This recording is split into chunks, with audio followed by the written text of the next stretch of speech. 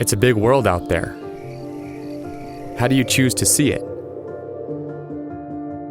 When the sun burns bright, or when the clouds hang low? Where do you want to be? We see the world through early mornings, late nights, and the long way around. We crave the canyon passes, rocky trails, rutted tracks, and lonely highways.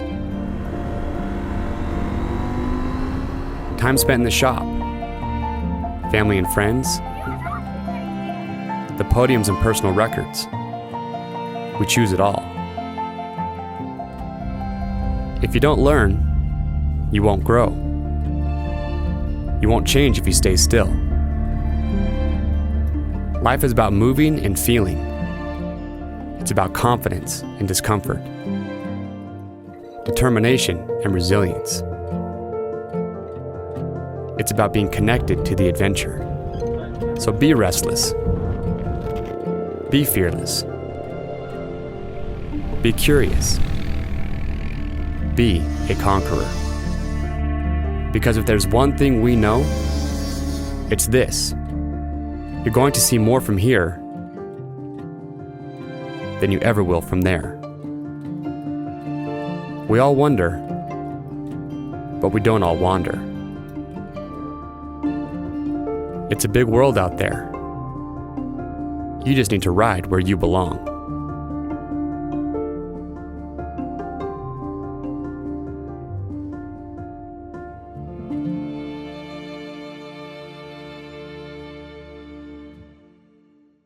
He said, if you can't win, wreck someone who can. Exactly. And I knew I wasn't winning that. Why do people not get out of the fast lane? Every time I see that picture of you riding around with that big-ass fro you're wearing, I still get pissed. It was that night I said preparate, but I didn't say what I wasn't supposed to say, and that's A1.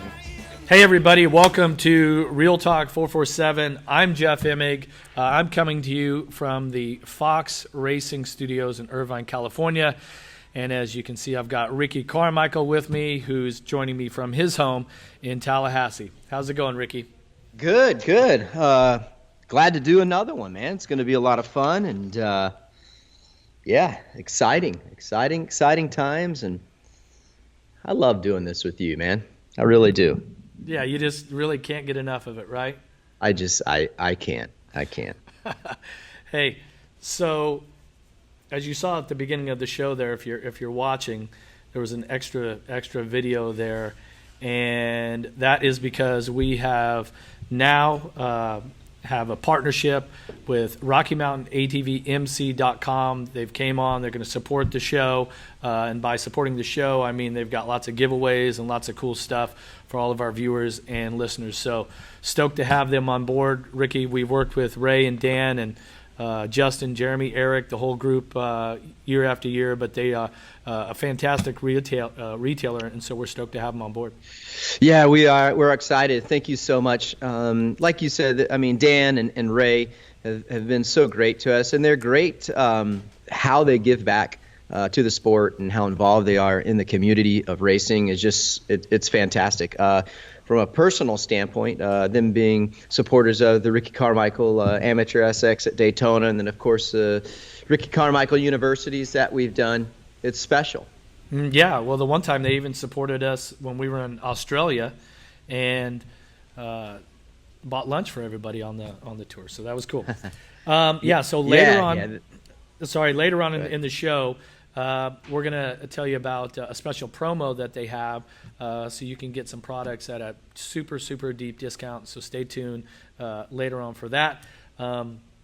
We have a pretty kick-ass show for you here today, but of course, we had some winners, some giveaway winners from last week, starting with Slick Products. So, Ricky, you want to give away those wash kits? Yeah, we do. So this was a lot of fun.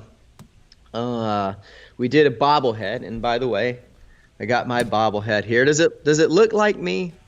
It doesn't look like you at all, actually. Really? No. Come on, man. The eyebrows don't look right, and you've got too much hair.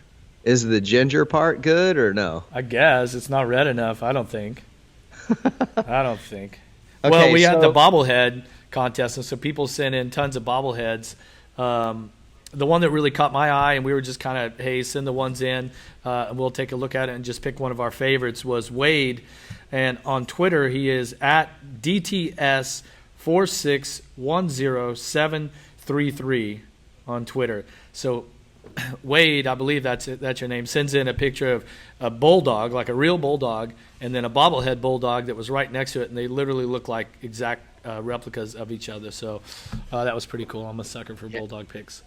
Yeah, that's awesome, Wade. Appreciate you submitting your bobblehead, and you are going to win Ricky Carmichael Slick Products Wash Kit. I think you're really going to like it. And then the second winner that we picked, and actually I shouldn't say we picked, he earned this wash kit, was from Twitter, and he is Eric Swartz 3.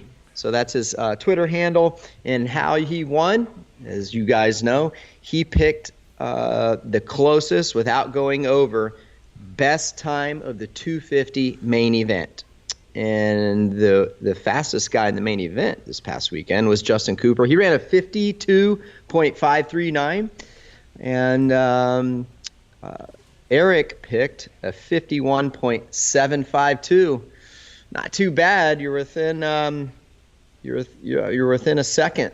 It's pretty sporty, especially with how much the track changes and how it goes away.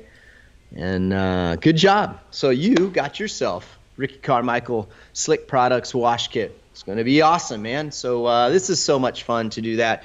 We will tell you we're going to pick one winner from this coming up week.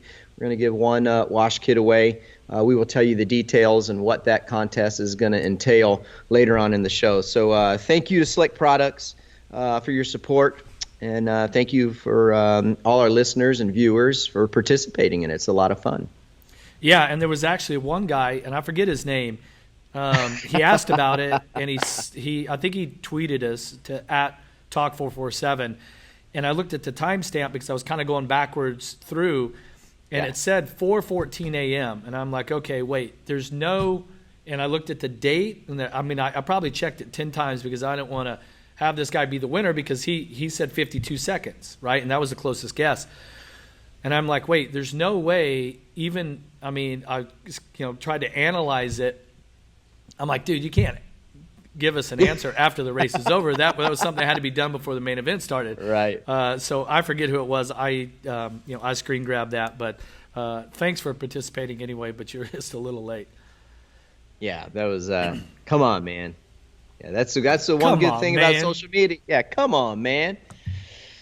Well, we did a giveaway for the Emig Pro grips also, and what you had to do is just send me a pic of your Emig grips, whether it's the OG Emig or the Emig Pro, and I was just gonna pick somebody randomly.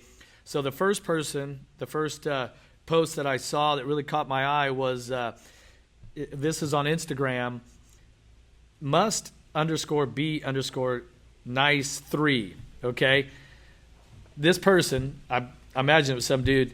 He had a picture of the most worn out Emig Pro grips you'd ever seen. I was looking for the plastic to come through. There was no more knurling on it.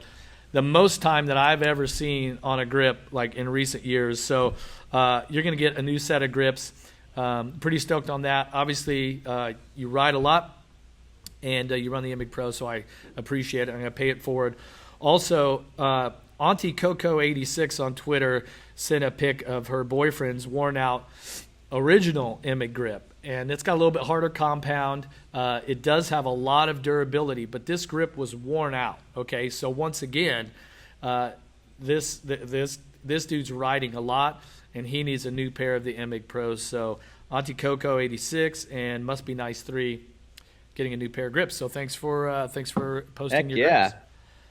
I love it. I love that, and I'm glad to see they're getting their money's worth, and working hard on that. I'm just glad to see these dudes are able to get out riding. My grips look like brand new because I don't ever get a chance to ride. Too much talking and too much Where working. do you think they ride at? On the dirt? I don't know. Where you going with that?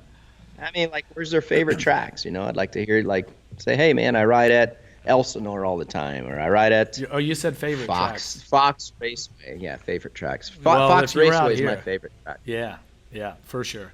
Fox Raceway is nice now that it stopped raining a little bit. It's a little rain off and on, but around the New Year's and Christmas, we got a ton of rain all at one time, and we were closed down for a long time. So that wasn't very cool. But anyway, so thanks for all your stuff. We've got more giveaways coming up here a little bit later on. But Ricky, let's dig into our storylines for Monster Energy Supercross this week.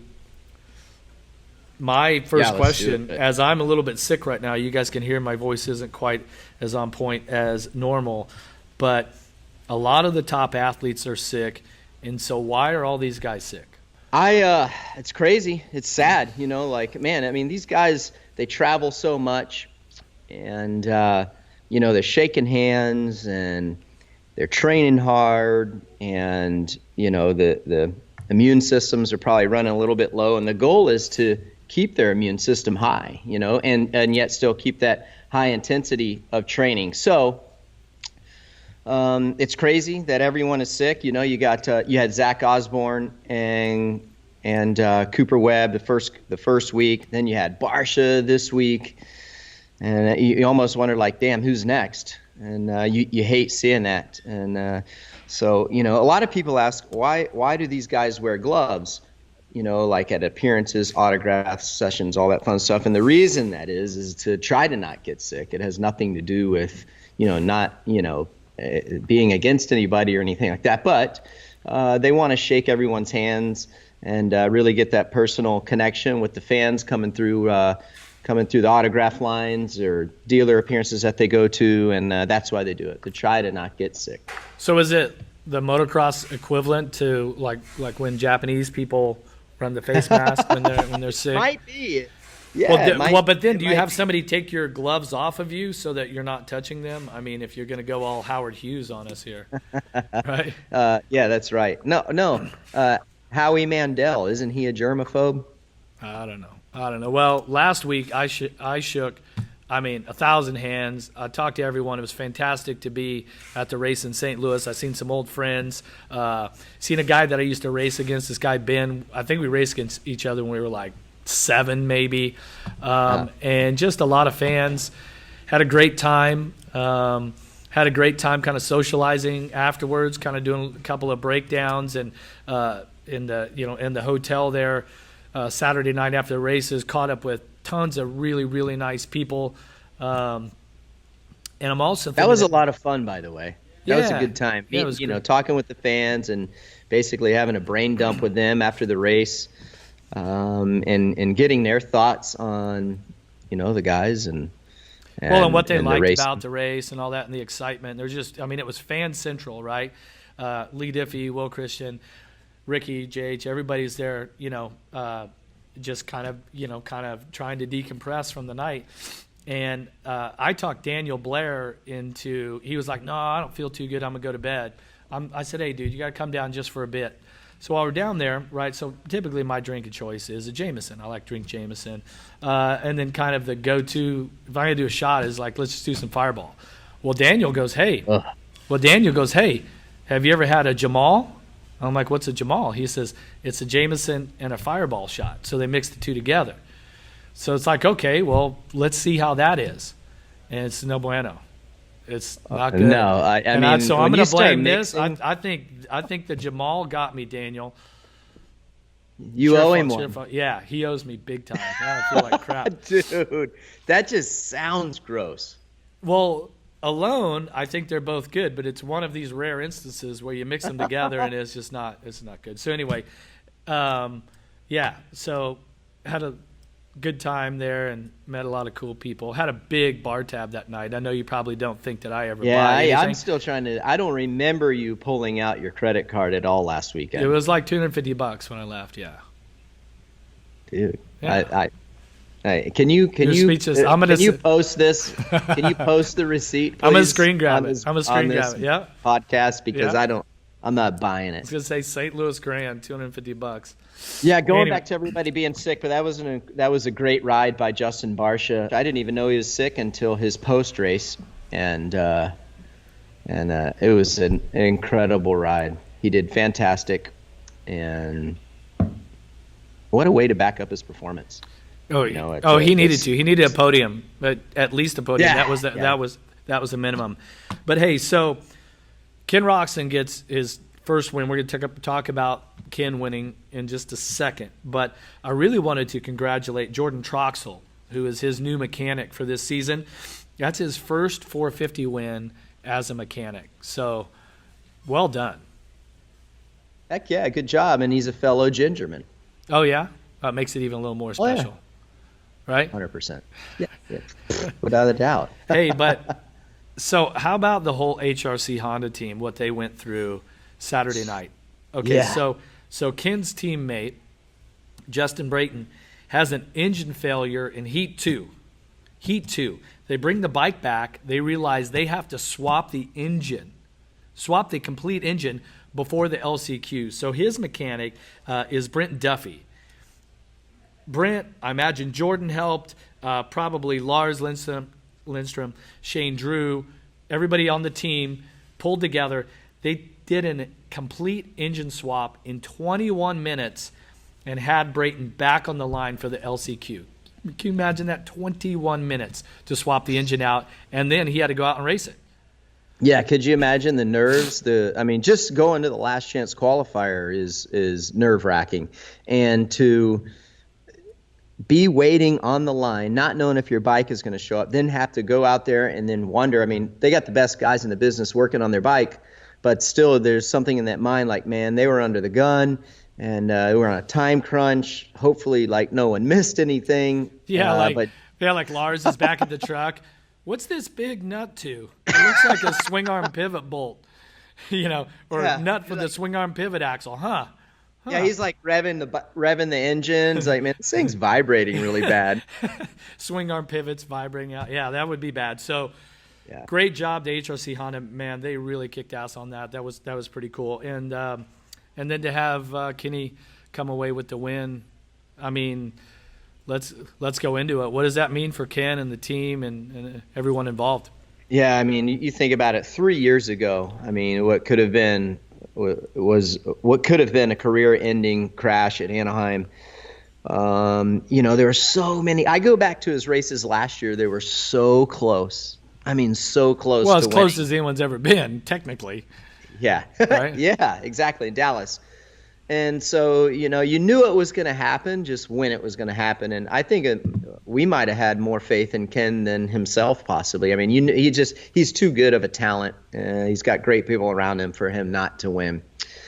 So it was awesome to see. And personally, I think it's just going to help him win more this year. This isn't the last win that we're going to see him get over the season. And quite frankly, I don't like to pick winners from each race or for every race that we go to, but he's my pick for Anaheim. And the reason that is because I think he wants redemption on that place. You go back 3 years ago, I'll talk about it again. Anaheim owes him one. Yeah, what was it, 1,093 days or something like that between wins? 2 massive arm injuries.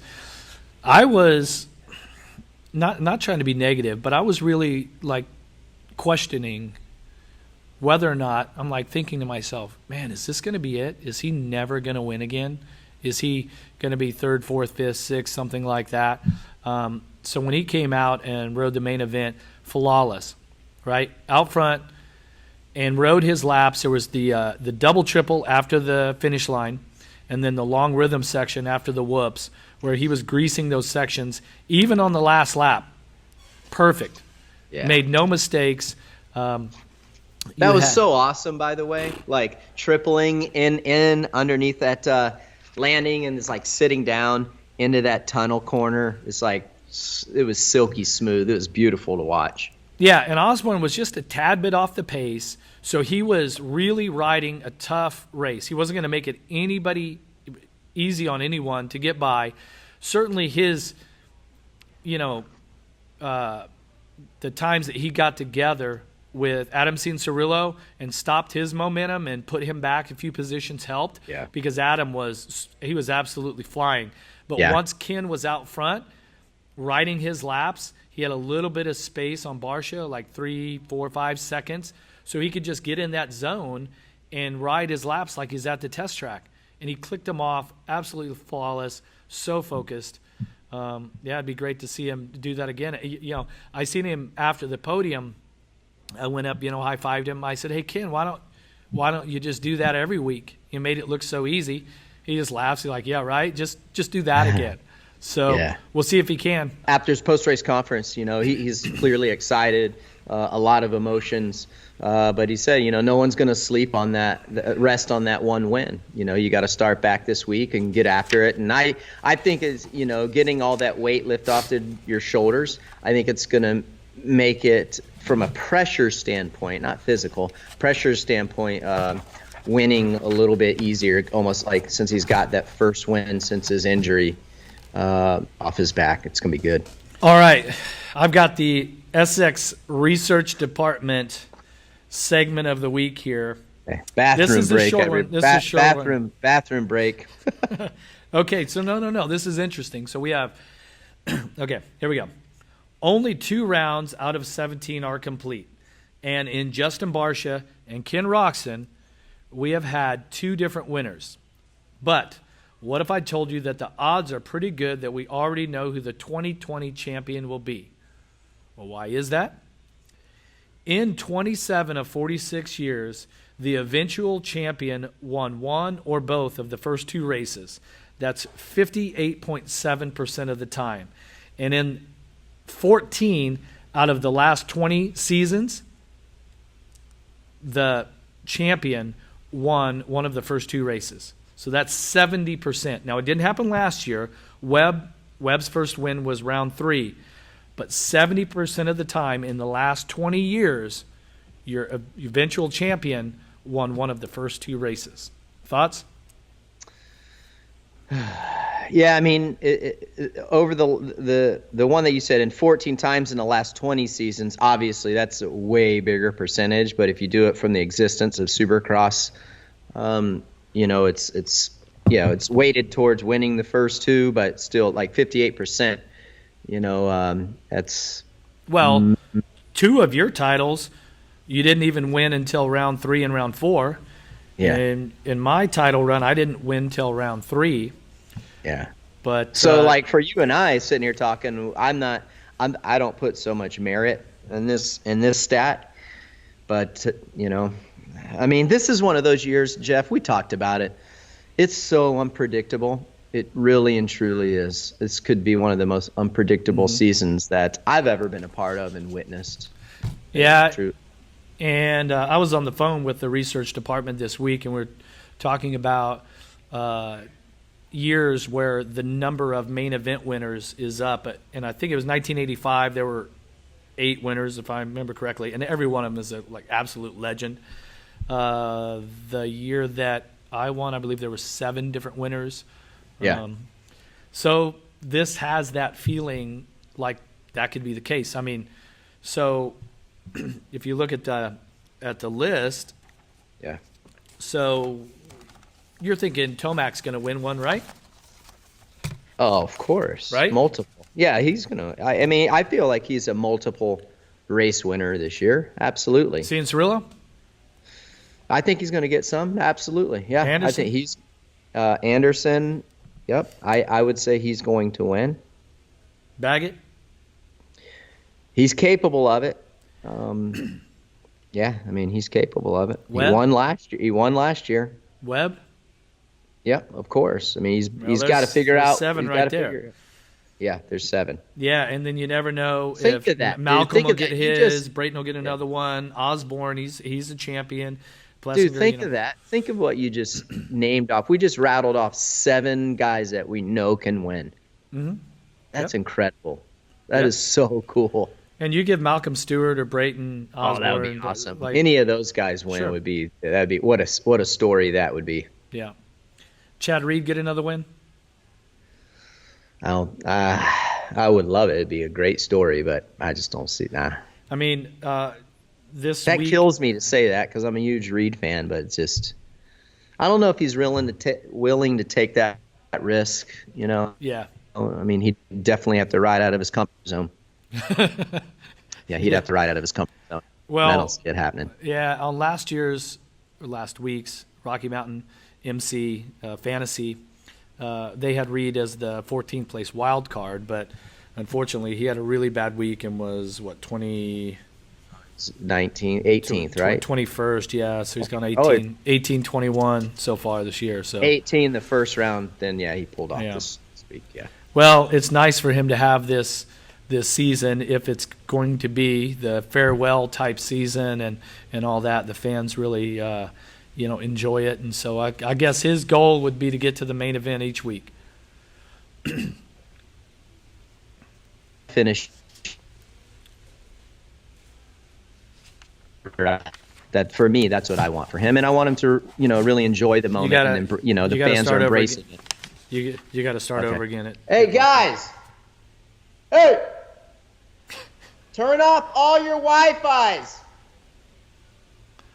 All of them. Caden? He's turning off all of the Wi-Fi. Yeah, having the kids turn off all the Wi-Fi in the house. All right. Yeah, I was gonna go get a Cat 5 cord. Yeah, we're gonna need. I don't know why it was fine. It was killer earlier. I have no clue what's happening now, dude. Yeah. Okay. Well, we're gonna have to edit this out. Okay. So. It's just one of those days, dude. Yeah. I hope that Chad can get through the season healthy. That's my main focus and concern for him. I think he will. He's a seasoned veteran. He's not going to take any unnecessary risks. And it's really cool to see the fans embrace this final season.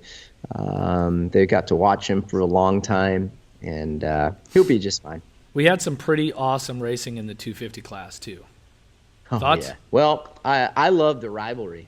I absolutely love the rivalry between Justin Cooper and Austin Faulkner. It's a lot of fun. Austin did great this weekend, really rising to the occasion. His home state race, he said this was a bucket list win for him, coming to this race ever since he was a youngster, coming to watch when Monster Energy Supercross would come to town. So this was special. He had a lot of friends and family there, and he rode well. He gets great starts. But he wasn't the fastest guy in the main event. But he just showed a lot of poise and really good racecraft, kept his composure, and it was a big turnaround from last week. Yeah, but it's a lot different riding in the lead, not wanting to make a mistake, or riding from behind like Justin Cooper did, where you're trying to catch the leader. So it's like the carrot's dangling out there in front of you, and you're chasing that. So it's two different dynamics. Faulkner got the win. Cooper was second. It's like, and Cooper was faster. So who do you give the nod to with the better ride? Personally, I don't think that you can. I think it showed that these guys, they're at an extremely high level, and maybe fortunately for both of them, Dylan Ferrandis had that crash off of the start and set him back, so he was a lap down.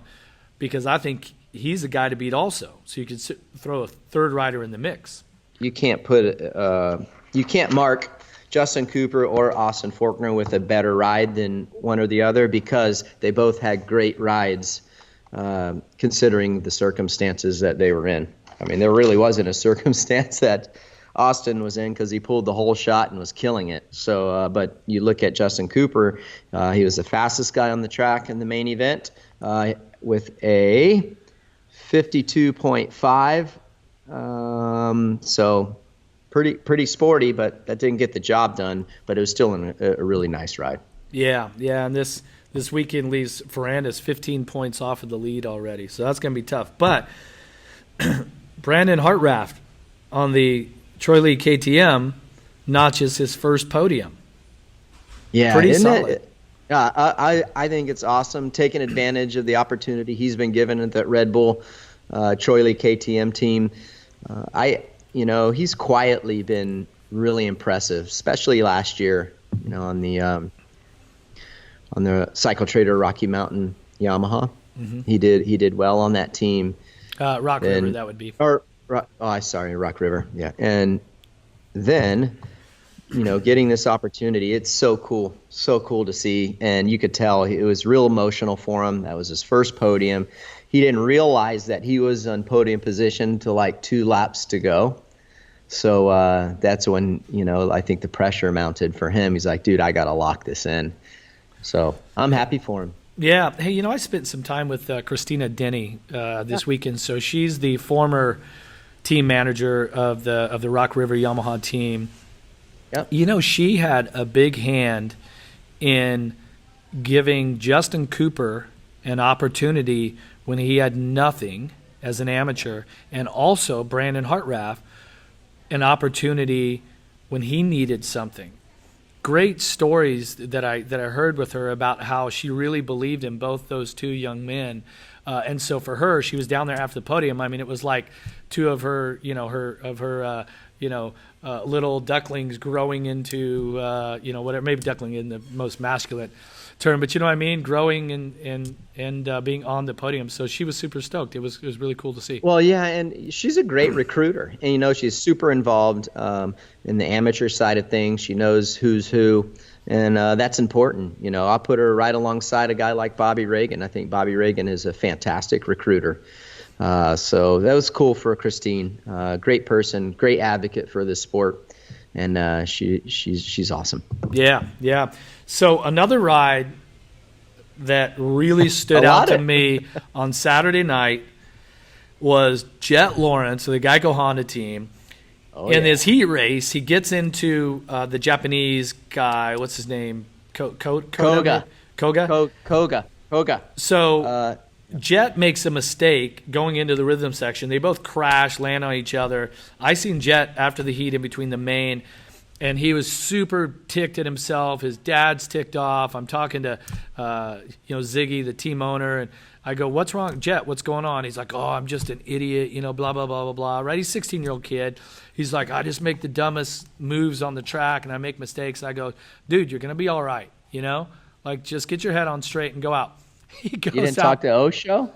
No, I didn't talk to Osho, but Osho is his coach, and so that's the guy. If you're having a spun-out heat race, Osho's the guy that's going to help get you back in place. And sure enough, he did, because Jet comes out and runs second in the 250 main to Faulkner. And at one point, I think Jet had the second fastest lap time, second to Justin Cooper, but he was on Faulkner for the lead. It was awesome. And now Jet backed off just a little bit, jumps off the side of a rhythm section and collects a tough block, bends his rear brake pedal back, and so that really set him back for the rest of the main.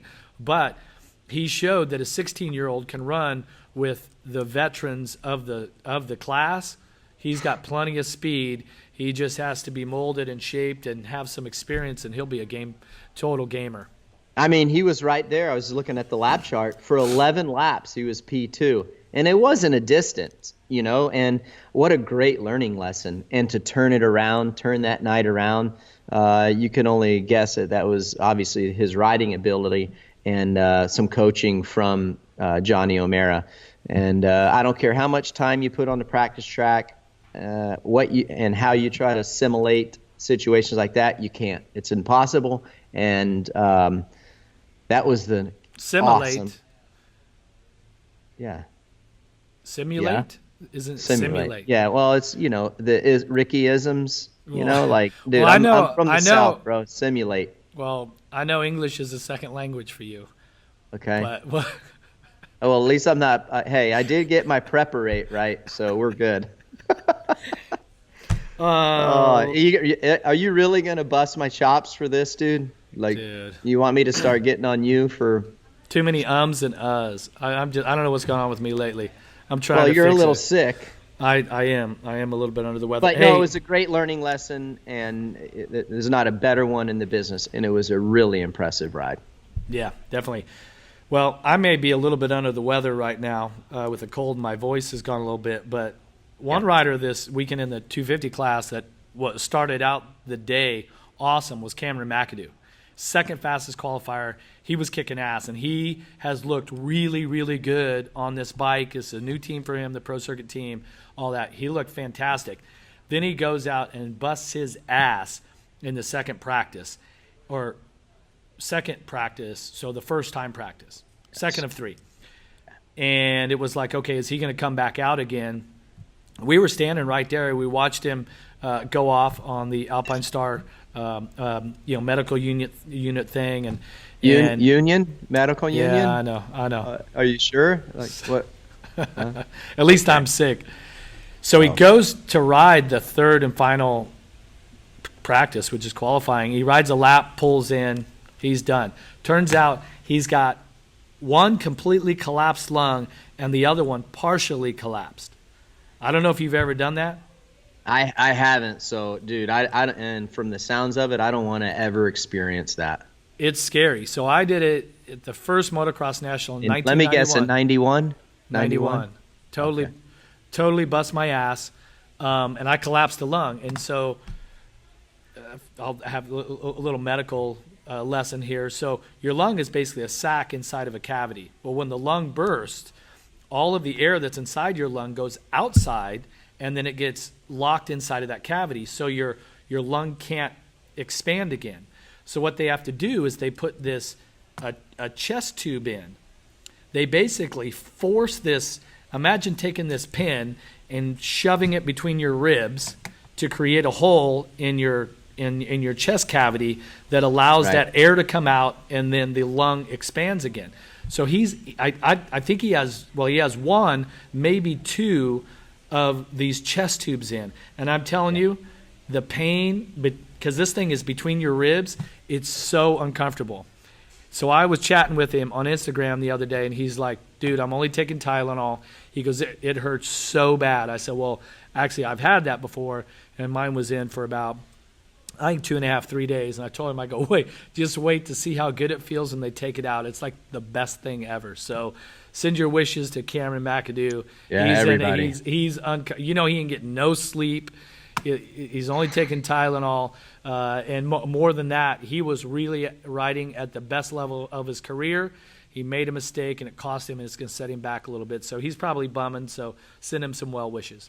Yeah, definitely sending well wishes. Yeah, I mean, the improvements that he's made from last year is just really gelling. He's under that Nick Way umbrella, him and Adam Cianciarulo, and it has made some improvements without a doubt. When I was watching him, it didn't look like he was trying so hard as he has in the past. And it's unfortunate because he's got a great opportunity, and I feel like he really needs to make the best of it. But I can tell you, I'm going to go on it right now on the record and say we haven't seen the last of him this year. No. And for the record, I think I was out for 2 or 3 weeks and won my first race back in Phoenix, 125 Supercross. So, really, Cameron, it can be done. Yes. I don't know. That's cool. Hey, are you going to give away a Slick Products wash kit? Have we already done that or no? No. So, okay. We gave away last week's winners. We told them who they're. Last week's. We did 2 last week. We're only going to do 1 this week. And I got a good one. You know, it's always hard to think like, man, what can we do without someone going online and checking up for stuff. What we're doing this weekend for Anaheim for the Ricky Carmichael Slick Products wash kit giveaway, we are going to give one lucky winner that setup and kit to the person who can pick the finishing order from 1st to 5th for the 450 main event.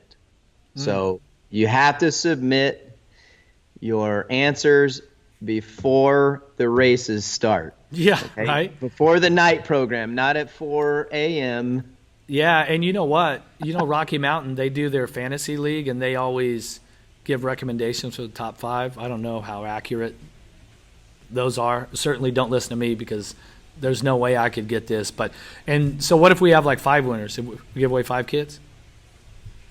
I mean, we'll check with Slick. Yeah. We'll check with Slick, see what you're willing to give away. Pick the top 5. You're going to post those. You're going to send them to Ricky or I. Class. Yeah, top 5 in the 450. Go to Twitter. Use @Talk447. You can send it to us on Instagram if you want. I'd rather keep it right in the Twitter feed. So tweet us your top 5 order in the 450 class and win a wash kit. Yep, the Ricky Carmichael wash kit. Oh, come on, dude! Do you go to their house and wash it for them? You plug your grip all the time. I'm surprised you don't have it in the TV screen right now. I don't know what you're talking about. Okay. I should just mount it like right. mic right there. That's right. Hey, I'll just get the microphone right No, there. dude, they're gonna love it, dude. 3-step process, super easy. Off-road wash is first. It's concentrated, so it makes about 8 gallons. It lasts a long time. Super bio-friendly. But I so hear you you're like over the top. I hear you like you let, you're out you there let for that a while. sit for about 3 minutes. Then you take the brush that the kit comes with, agitate the dirt and stuff, then clean that off. Then when you're done with that, you take the multi-purpose cleaner and degreaser, spray that on there, like the heavy, thick, grimy stuff, kind of like by your linkage bolt, chain, anywhere there's like a lot of grease buildup, and spray that off. And then you polish it off with the multi-purpose shine and protectant. Make your bike look like new. Look like new. All right. Which I know you'd like that, Jeff, because you always love your stuff looking Dude, spot. I never get dirty. If it's wet here in California, I don't even go. But I'm gonna need it if I come back for the Daytona prep at the goat farm. I'll definitely riding a white Husqvarna. I'm gonna need some of that. So I'll check it out. I'll get the power washer out and I'll actually do it myself. For the the power washer spray. Oh, dude, it's so much fun. It's like satisfying for some reason. Yeah. You're like Johnny O in the vacuum. It's you and the bike wash. So, all right, well, cool. Thanks to Slick Products for that. So we have this week's promo with Rocky Mountain ATVMC.com. So what they're going to do, they're going to do a weekly discount. And so this week you can get a pair of Rocky Mountain ATV MC MX socks for only 99 cents. 99 cents for a pair of MX socks, limit 2 pair. So for $1.98, you can get 2 pair of MX socks. I checked them out. They're nice, thick, comfy ones. So head over to RockyMountainATVMC.com. Find their MX socks. Use the offer code 447MX. 447MX. And that code will be good for 48 hours, so 2 days, after we post the show, which is probably going to be Tuesday night, Wednesday morning. So in the next 48 hours after listening or watching this, get your MX socks for 99 cents. Use the code 447MX. There you go. And then you That's guys cool. that are doing the Rocky Mountain Fantasy Supercross, rmfantasysx.com, you guys can join Real Talk 447 group. So check it out. Join our groups. We have a group on there now? Yeah, we have a group on there. Yep. Okay. Well, I'm going to have to check that out. Get on there. All right. Come on, man. I'll check that out and learn more about it, see what it's all about. Maybe I'll win the Ricky Carmichael wash kit. That would be awesome, right? Oh, you can't Yeah. win, dude. There's no way you're guessing the top 5. I know. Well, you You're wouldn't right. guess it right now. Midweek? And you're right. It would be a guess for sure. No chance. It's been too competitive. Monster Energy Supercross, 2 races in, it's been pretty awesome. So Yeah, it's insane. It's like, honestly, I mean, I know you're going to clown me for this too, like you did with Simulate, not Simulate. I know how. you're a quick learner. Very quick. I never know who's going to win the race till about 4 to 5 laps into the 450 main event. I could tell you who I think will, but it's like, how do you pick? Seriously, dude, how can you really say, man, this guy he's winning for sure? I don't think No. I mean, we rattled off seven guys that win no problem, not no problem, but Yep. legit contenders. Last week when I did Race Day Live with Daniel Blair and Jim Holly, I went on a limb and I said Tomac, Cianciarulo, Barcia. Because a couple years ago, Tomac, he just wasted everybody, like 20, 30-second win. Yeah.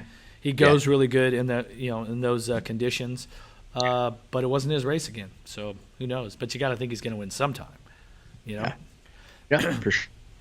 Hey, I was going to tell a story. I forgot, just so everyone that's listened and watched this long, when we were talking about how Brent Duffy and HRC had to change the engine out on their bike. Yeah. In 1991, I crashed at the LA Coliseum, and they had to change the chassis. But that year was the year we had a 125 shootout at the end of the night. So they changed the whole program. So the heat races were like at 4:30 in the afternoon. So I go up, you go up and out of the stadium, and then you jump back into the stadium, come under the peristyle thing, and the sun was in my eyes, and I hit a rock or something, so crashed, went down the peristyle, jumped down it without the bike flipped, all this. So that's about 4:30 in the afternoon. They found out that the chassis had been bent. So Steve Butler, working out of a box van, right, back in the box van days, the team had to build a whole new bike before the heat races, before the LCQ. So the night program started with the 125 LCQ. And here's where it gets even a little funkier. So my brother was racing that night, and my dad was working on his bikes. Well, I had last gate pick, which was bad, okay? He had, like, let's say, first gate pick. So he lines up, and my dad had it set up to where that when it comes to last gate pick, my older brother Brian would back out of his gate, go to the outside, and I would pull into the empty gate and take his spot. Would that even be legal these days? Well, I can tell you it wasn't legal in 1997 at the LA Coliseum, because I did that for my teammate at the time, Casey Johnson. I don't know. He didn't you have moved a out of good- the way for him? No, I did better than he did in the heat race, and he was going for the championship. And at the time, you were allowed to, if you were riding the opposite coast, you were allowed to race. I was racing East Coast in 97, but you were allowed to do like the first 2 rounds, or you could pick 2 races that you wanted to do and race those races, so long as you didn't finish inside the top 10. If you made it, I think if you finished inside the top 10, I could be a little blurry on the rules, but I know that you could race twice, and if you got inside the top 10, you had to stay in that coast. If you didn't, then you were good to go. So anyhow, I did better in the heat race. And I lined up on the inside, and, dude, everyone started freaking out. Everyone. Kevin Windham was. Everyone, he can't do that. He can't do that. He moved for his teammate. So, yeah, that's highly. Did you have to go back? Then I had to go the outside. I had to take Casey's spot that he picked. Yeah, we tried to do the little switcheroo, and it wasn't. Yeah, I don't think you could make that happen these days. That's for sure. Well, yeah. I ended up winning the LCQ, going to the main event. I had to ride from behind. I passed Steve Lamson through the split section on the last lap to win the 125 main. And then later on that night, we had the 125 East-West shootout, and I went whole shot to checkers in the 125 shootout. So I had a pretty good night. Oh, I guess my older brother Brian just took one for the team on that. So. Dude, I'm not sure so if I bad. ever think you're so bad, dude. You ain't cheating. Like, you ain't trying. You're so gnarly. Gnarly, brah. All right, I'm done, dude. I'm feeling like crap, and my voice is going. All right. You want to wrap it up? You want to thank anybody? No, I will. Of course, I'd love to thank our partners, Slick Products, Rocky Mountain, ATV, MC. Thank you guys. This is gonna be a lot of fun. Everyone at Fox Racing Studios and Fox Racing, appreciate the opportunity. And then when I say we, Jeff has a very nice studio, as you can see in the background. And the Emig Pro Grip ODI. It's good stuff, man. We're very fortunate. And what I did want to say is to all our viewers, listeners, send us requests if there's certain things you guys want to hear about, some different kind of insight. Dude, we're all open ears. We really want to interact with you guys. That's how we want to do it, and we want to make it fun for you guys to listen to. So, yeah. And of course, if you're watching it on YouTube, you can subscribe to the Fox Racing page here. Comment below if you like. If you're listening to it, you can watch it on YouTube. If you're watching it and you want to listen to it on podcasts, on all the podcast sites. So make sure that you like and subscribe on all that stuff. And that's all I got, Ricky. We're done. All right. Well, it's been a lot of fun. I still don't believe that your hair color is natural. Oh, come on, dude. En naturel. No, Brandon at Union told you. We're going to do a poll. We're going to do a poll on Talk 447 Twitter. We're going to do it. We'll start it sometime this week, whether it's tonight, tomorrow night, or tomorrow sometime. But I'm not buying it. I saw that little post you tried doing on your Instagram story with your barber. Yeah. He was trying to say, "Oh, it's all natural," but it's just You don't believe ain't it? buying it, brother. I just not. It's too nice. Hey, how much food did JH eat at that barbecue place? Have dude, you ever seen Yeah, human that was rad. eat? No, well, the fans in St. Louis. So if you guys haven't gone to Supercross in St. Louis, a block or so from the stadium, there's what's it called again? Sugar Fire Barbecue. Sugar Fire Barbecue. Epic. And Ricky's business partner, manager, JH, you guys hear us talk about him all the time. Curly, otherwise known as Curly. Dude, he got the biggest plate of barbecued meat. He had like 3 different meats. I mean, he acted like he hadn't eaten since he left Tallahassee. I mean, he was getting after it. And then he was sampling, and then he wanted some of your turkey. Dude, he's trying to lose weight. Oh, he's lost some weight. He's lost, he told me 9 pounds. And, yeah, he hadn't eaten since we'd left Tallahassee. But did it go out? Start again. Hey, okay. So he tried acting like he hadn't eaten since Tallahassee, which that's about true, but he made up for it when we went to the barbecue place times 10. Dude. Says he's 9 pounds down, but eating like that isn't going to get him to where he wants to be, dude. Well, yeah. I mean, seriously, he got to 3-meat platter. It's good. It's good. Don't get me wrong. All kinds of sides. And then after the race, he orders a hamburger. No, 2 hamburgers. He's like, dude, hey, RC, you want a hamburger, don't you? No, he ordered you want 2. Some chicken wings? I think I paid for him. I think that's why my bill was I think it's why my bill was $250. I think it was 2 hamburgers. Oh, he pre-gamed also Friday night. He ate wings, chips, salsa, and guacamole before we went to dinner. Like before we had other out there. Really? He ain't gonna like us right now. That's okay. he asked for it. All right, dude. It's been a lot of fun. Thank you, everybody, for listening. You can bring us home, Jeff. Appreciate it. All right. Well, as always, thank you guys for listening. We're going to take you out with the Andrew McKeague Band, This Old Lie. See you, everybody.